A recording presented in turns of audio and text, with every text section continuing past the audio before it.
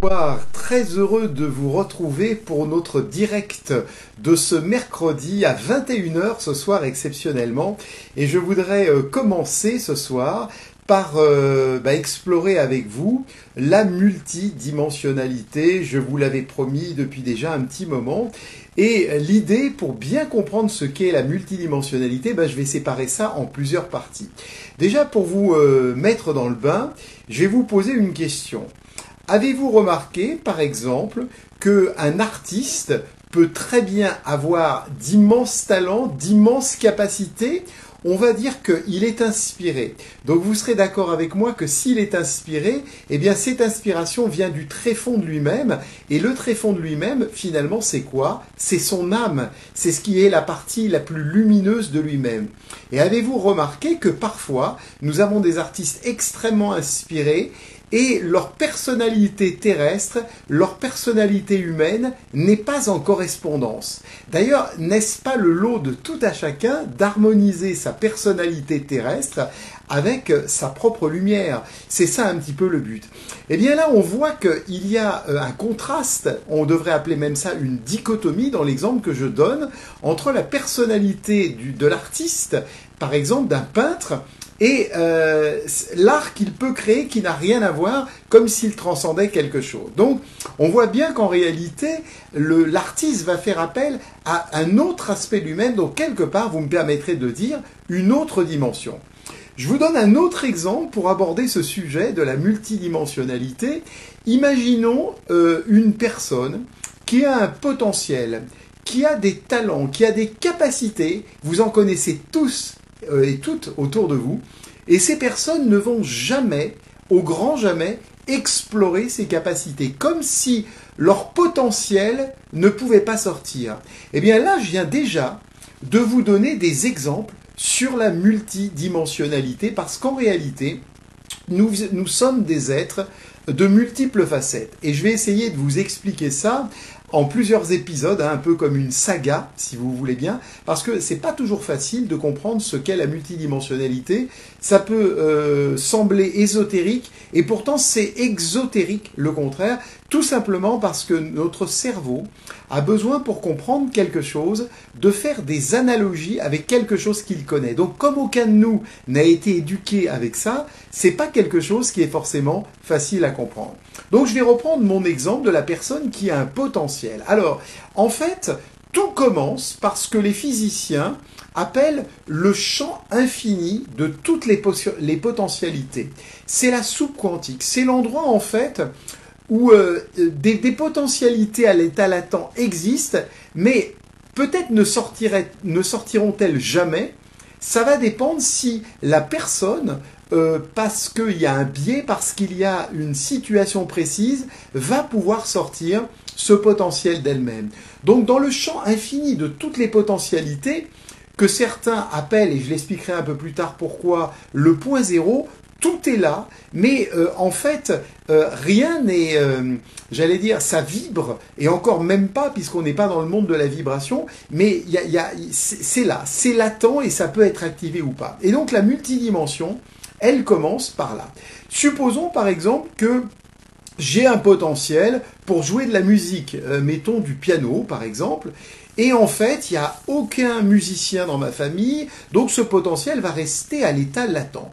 Et puis voilà qu'un jour, je me retrouve dans un concert, et dans ce concert, j'entends quelqu'un qui joue du piano, et à ce moment-là, il se passe quelque chose, il y a comme une espèce de vibration, un passage, j'allais dire, indicible, invisible, qui se passe entre la personne qui joue le piano et le piano lui-même et moi, et à ce moment-là, eh bien, ce potentiel va commencer à s'éveiller. Et là, le moment où le potentiel s'éveille, eh bien, on change, on passe à une autre étape de notre multidimensionnalité. Là, on est dans une information. Qu'est-ce que c'est une information? C'est une onde de probabilité. C'est-à-dire, c'est un potentiel qui n'est pas du tout matériel, mais une onde, ça veut dire quelque chose s'est éveillé. Mais cette chose-là, est-ce qu'elle va prendre racine? Est-ce qu'elle va aller un peu plus loin? On va voir les autres plans après. Ou bien est-ce qu'elle va rester à l'état de potentiel? Donc là, j'ai eu une rencontre, mettons, avec un instrument de musique.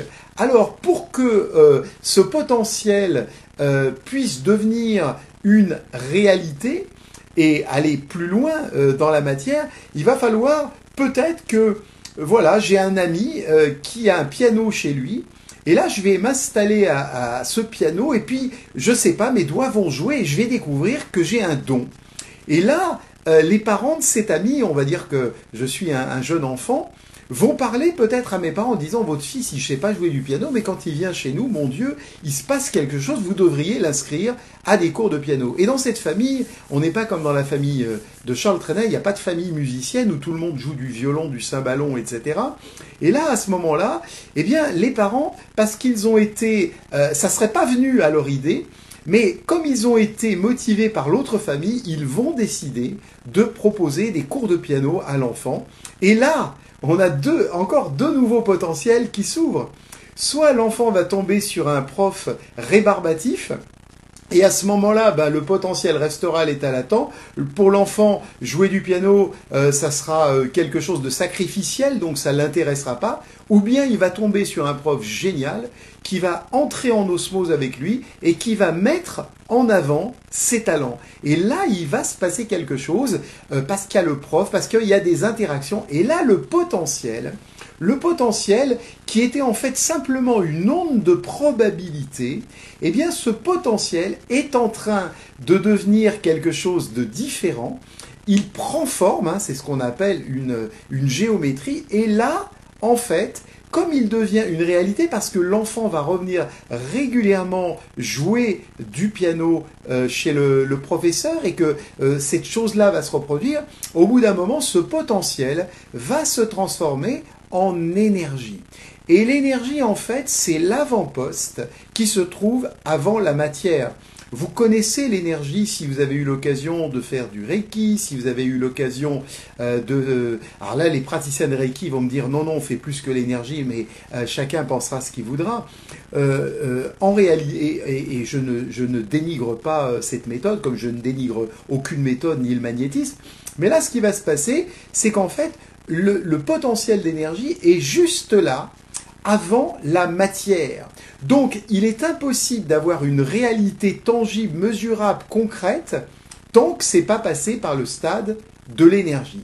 Et là où ça devient très intéressant, c'est que une fois que, j'allais dire, la probabilité est énergisée, au bout d'un moment, elle va se matérialiser. Elle va devenir de la matière, et là, l'enfant va réaliser son rêve, va commencer à faire des concerts, va être apprécié pour ce qu'il est. Peut-être que Lang Lang, le célèbre pianiste, a commencé comme ça, qui sait. En tout cas, c'est vraiment comme ça que tout va se passer. Et puis, il y a une composante que je suis obligé aussi d'évoquer avec vous, c'est la composante que moi j'appelle le double de lumière. Alors vous avez peut-être vu des écrits, je ne citerai pas d'auteur, on vous dit que le double de lumière n'agit que la nuit. Personnellement, je l'utilise 24 heures sur 24 et je peux vous dire qu'il est là de jour comme de nuit, il est à notre disposition puisque c'est notre partie lumière.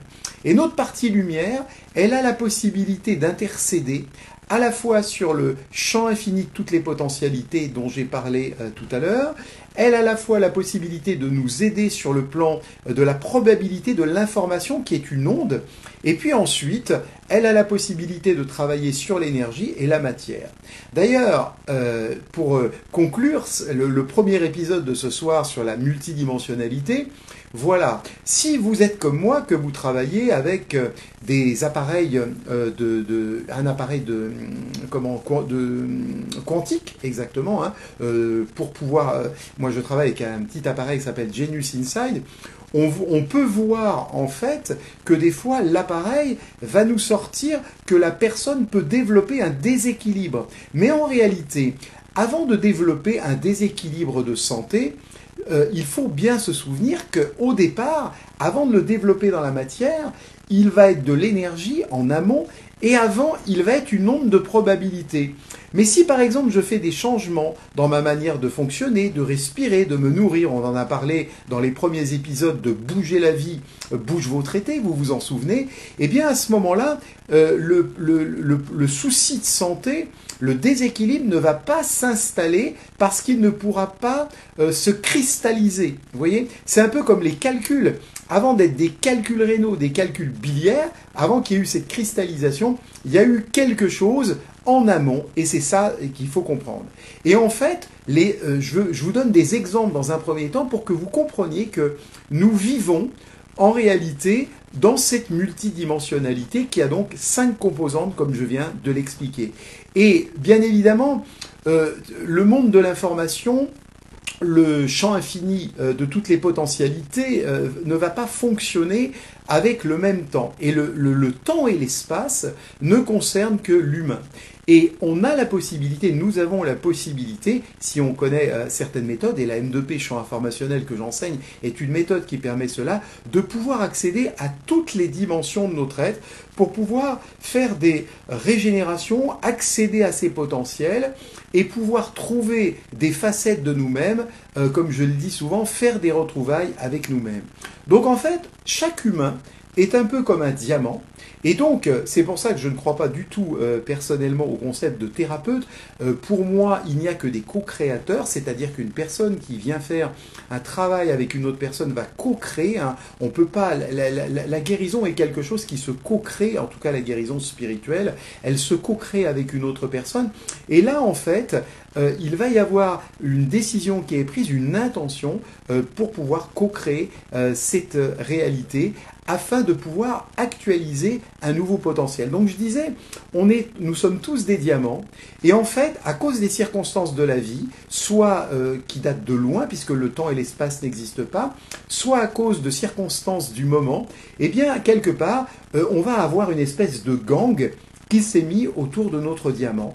Et l'idée, en fait, c'est de retrouver la pureté du diamant. Et ça, vraiment, l'avenir j'allais dire, des méthodes multidimensionnelles peut permettre cela. Voilà donc, je vais conclure pour ce soir. Demain, je continuerai à vous parler de ce qui est vraiment passionnant parce que ça ouvre des portes insoupçonnées pour la plupart des êtres, la multidimensionnalité. Je vous souhaite une excellente soirée. J'espère que ce court exposé vous a déjà intéressé et je vous dis à demain pour de nouvelles aventures de Bouger la vie. Bouge l'été. C'est Emmanuel Sperling qui vous souhaite une excellente soirée. À demain, 13 h.